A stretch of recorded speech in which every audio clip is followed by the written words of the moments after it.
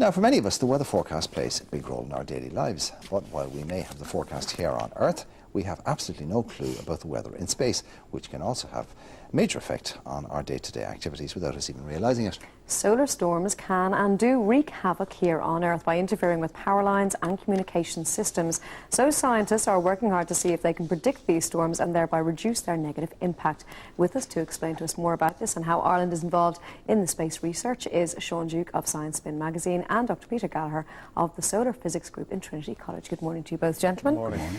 Now, I don't know about most people at home, but the notion of solar storms and weather and the sun affecting us down on Earth seems very removed from reality, but it is a reality. Can you explain to us how it affects us? Yeah, well, Peter obviously probably, is the expert. Well, Peter, you are the expert, but yeah, in general terms, I guess, you know, that there's these major events that are happening on the sun all the time, and they're producing these charged particles, which are protons and electrons, and they are being spat out of the sun, and they're being carried on a solar wind, and they hit the Earth's atmosphere. And we have a protective shield, the magnetic shield around the Earth, which normally protects us. But if these storms are very, very strong, then they can actually break through into the Earth's atmosphere and cause all kinds of damage to telecommunications, to power, to mobile phones, you name it. So now a lot of these utilities are aware that this is a problem, so they want these space weather forecasts. They need them. For example, if you're drilling, you know, in the offshore in the sea, you need to have GPS technology. Which is the global positioning technology, that can go haywire. So if you know that a storm is coming, you're obviously going to put that off to another day. Same with flights. You don't want to go too near the poles if there's a solar storm because the effects are stronger there, so you might have to reroute a flight. So there's all kinds of ways that it affects us here on Earth. Wow. Peter, anytime I've ever seen you know, sort of close-ups of the sun, or as close-up as we can get here, it always looks like this ball, it's simmering like a pot. It's boiling. It's, you know, there's bubbles and bits of gas and flares and this. You know, and I would have thought that trying to predict those would be as easy or as hard as predicting when you're going to get a bubble in a boiling pot of water. It's very analogous. In fact, the sun is bubbling away like a pot of porridge, and it's constantly throwing up little ejections like your bowl of porridge would in the mornings. And in Surely some that's ways, impossible to predict. It's very difficult. It's very difficult. What Nothing you do is is impossible. you see that the surface of the sun has certain parts where it's boiling a little bit more than other parts. Okay. And if it's more vigorous, then there's a higher probability, a higher chance that we're going to get some kind of explosion coming out. And that's basically where we are at the moment, looking at where it's bubbling most vigorously and waiting, and then using a little bit of physics to try and forecast when it's going to erupt. Okay, let's take the sort of the cooking or the culinary analogy a little bit further. You know, when something really boils, it boils over or spits. What you're trying to do is predict these spits because these are the things that have the major effects on us. Yes, absolutely. Well, what we do is we write software, and that software takes down data from spacecraft. And then what we do is we combine that with a little bit of physics, and we try and understand what's going on the surface of the sun. And then we use a little bit of statistics, and we work out what's going to happen over 24 hours or over 48 hours. In terms of one of these solar storms or eruptions, from the time you know, we would see it on the sun and it gets here and affects us, how much of a lag is there? It depends on what's coming at us. Sometimes you can get really energetic stuff coming off the sun, protons, electrons, and they get to us within maybe 10 minutes. So it's very, very rapid. So you can't give much of a warning. Okay. But the bigger stuff, you get these blobs of hot gas coming off, and they take 2 to 3 days. So if we can say it's just happened, you can then have 2 to 3 days warning of something hitting the Earth's magnetic field and the Earth's upper atmosphere. Peter, have these storms been going on since time immemorial, or is the activity worsening? Is it becoming something we should be concerned about? Over the past 150 years, we've been observing the sun in detail, and it goes through cycles of activity. And we're pretty much in a similar cycle to all other cycles of the past 150 years. So I'm not particularly worried about things getting worse.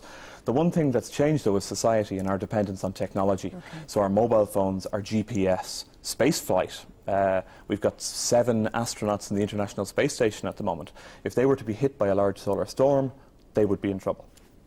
I mean, sun's effectively it's the source of life for us. Exactly. Without the sun, we forget this. There'd be no life possible here on Earth, and it's just a combination of the distance we are from the sun, and you know, without the random event of us being a certain distance from the sun here, life on Earth wouldn't happen. It also has the key to the nuclear debate, and in terms of our future energy supplies, because what happens in the sun is fusion, nuclear fusion. Yeah. What we use here for nuclear activity is nuclear fission, which of course has byproducts and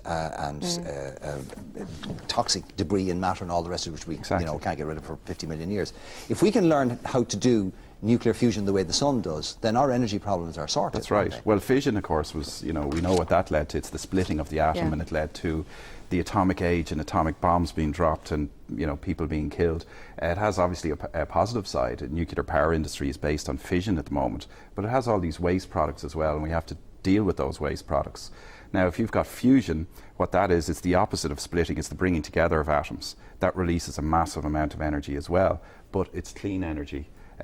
So there's huge money going into trying to recreate fusion here on Earth by the Europeans, by the Americans, I think the Japanese also.